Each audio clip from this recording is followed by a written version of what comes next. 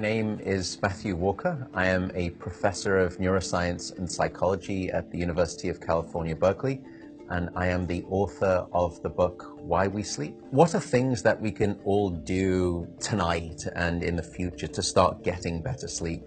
Well, beyond carving out a non-negotiable 8-hour sleep opportunity, there are probably at least 5 things that we can do. The first is that we have to try and maintain regularity. And if there's one thing that you take away from this, it would be going to bed at the same time and waking up at the same time, no matter whether it's the weekday or the weekend. Even if you've had a bad night of sleep, still wake up at the same time of day and reset.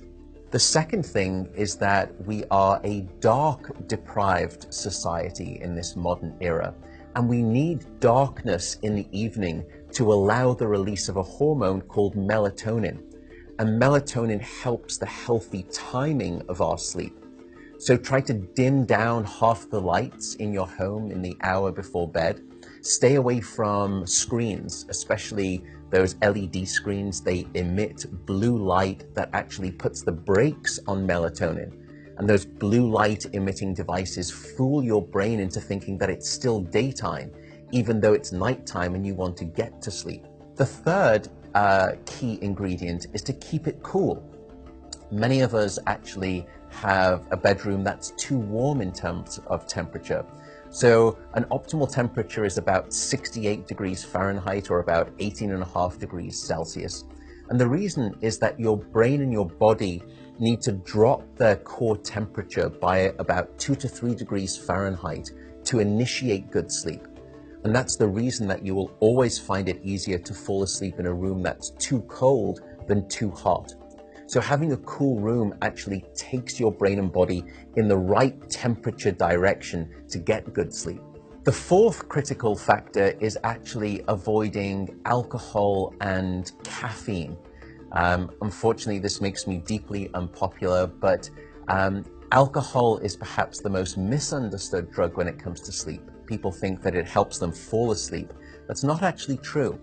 Alcohol is a class of drugs that we call the sedatives. And what you're doing is just knocking your brain out. You're not putting it into natural sleep. We also know that alcohol will fragment your sleep, so you'll wake up many more times throughout the night. And alcohol is also a very potent chemical for blocking your dream sleep or your rapid eye movement sleep. Caffeine is also a problem. Many of us know that caffeine can keep us awake. It's an alerting chemical. It's a stimulant in terms of a class of drugs. But few people know that even if you can have a cup of coffee after dinner and you fall asleep fine and maybe you stay asleep, the depth of the deep sleep that you have when there is caffeine within your brain isn't as deep as when you have abstained from that cup of coffee after dinner. So as a consequence, you wake up the next morning, you feel unrefreshed, and you don't remember waking up or having a difficult time falling asleep, but now you find yourself reaching for 2 or 3 cups of coffee in the morning, and you develop this dependency, this addiction cycle. The fifth and final tip for better sleep is to not stay in bed awake.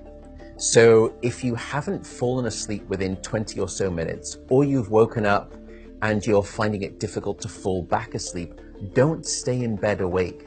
The reason is that your brain very quickly starts to learn the association between your bed being about the place that you're awake rather than your bed being about sleep.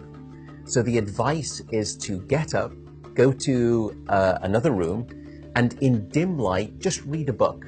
No screens, no email checking, no food.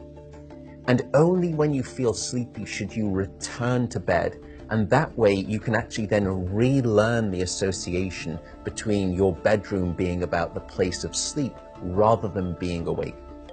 I should also note that some people don't like the idea of getting up and going out to a different room if it's dark and they're warm in bed. An alternative is actually meditation. Meditation has been demonstrated in clinical trials to help people just relax the body, calm down the fight or flight branch of the nervous system that can happen when we wake up in the middle of the night and we have that Rolodex of anxiety thoughts. And by meditating, you can start to quiet the mind as well as the body, and that also helps you fall back asleep more easily.